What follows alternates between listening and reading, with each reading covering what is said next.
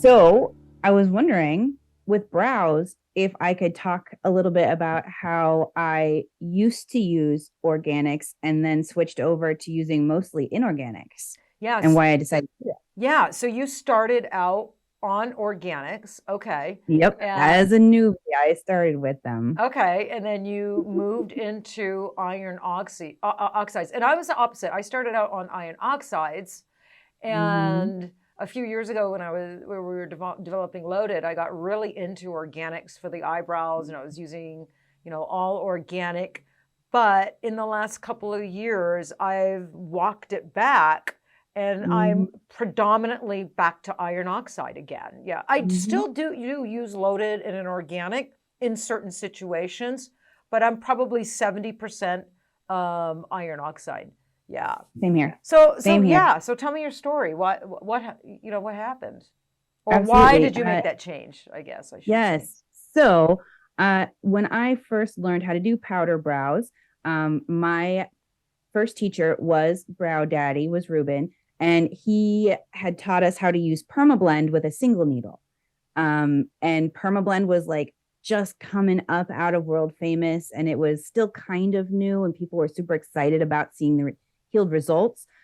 But um, that was the only thing that I knew how to use. Besides, I used fee brows for microblading, but Mm-hmm. I'd only ever been able to use the permablend style for powder brows.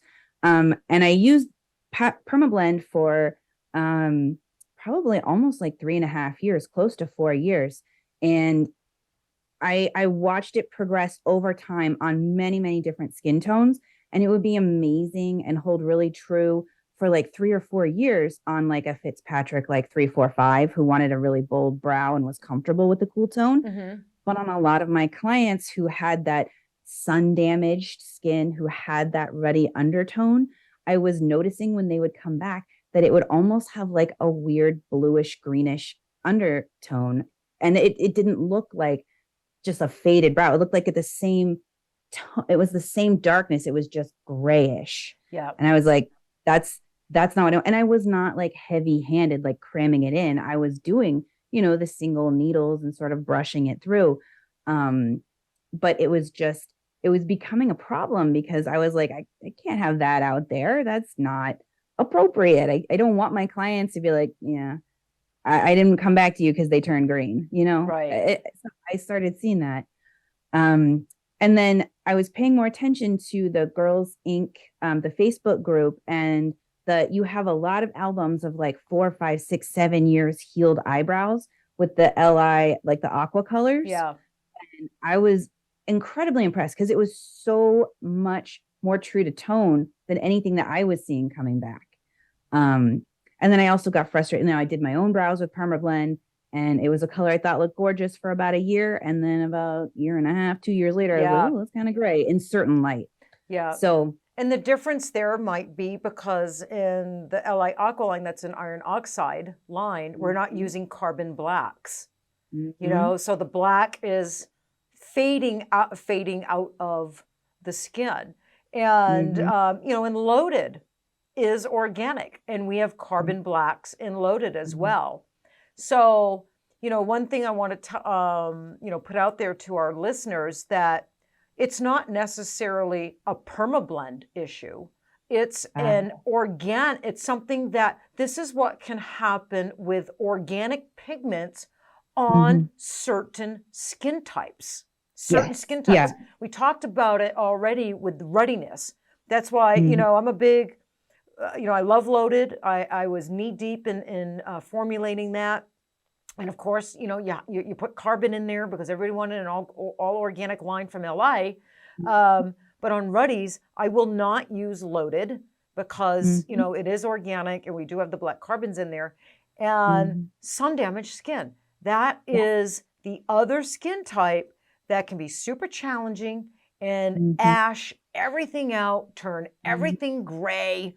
mm-hmm, It's just one of those skin types that has a propensity to heal gray, turn any beautiful pigment gray, super challenging. So mm-hmm. again, Why would you use an organic line, whether it's permablend or loaded or febrile or any organic line that has black carbon in it, that is not going to be the most ideal choice with a skin type that tends to ash out, right? On those skin types, I want my pigments to slowly fade out or to age a little on the warmer side. Yes. Right? So yeah, it's just, again, we come back to this thing. It's just artists knowing the difference, the science behind organics and iron oxides, and how each one performs and ages on all the different skin types. Because by no means is iron oxides the perfect type of pigment, or it's just not. And organics are not.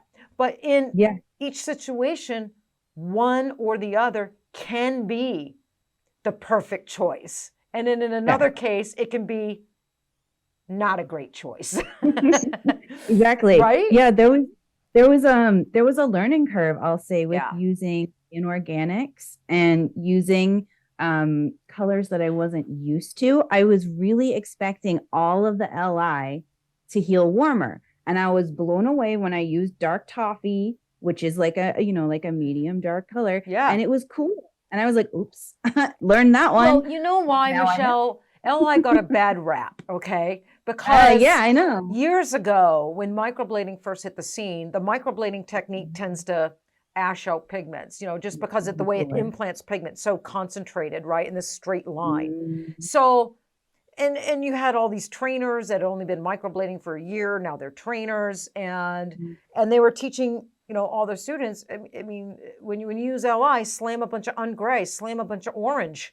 And so the orange was being abused, overused, and lots of orange eyebrows, and they blamed LI.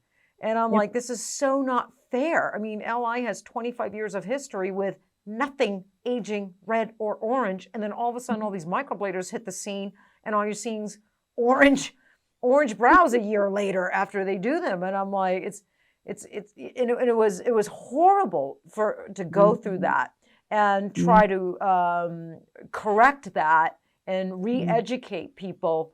And so nowadays people absolutely realize and understand LI, iron oxides, they don't turn red and orange and all that stuff most of the time.